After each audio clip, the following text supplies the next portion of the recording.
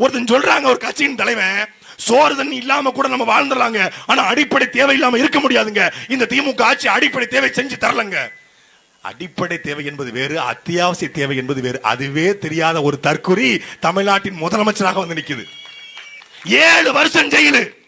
நெல்லை சதி வழக்கிலே நம் தாத்தா நல்லகண்ணவிற்கு 7 வருஷம் ஜெயிலு. முத்துராமலிங்க தேவர் 9 வருஷம் ஜெயிலு. காமராஜர் 9 வருஷம் ஜெயிலு. வாவு சிதம்பரம் 6 வருஷம் ஜெயிலு. ஜெயில கிடந்து சிதஞ்சி மக்களுக்காக உழைச்ச இந்த தாத்தாக்களை விட நீ என்னடா பண்ணிட்ட?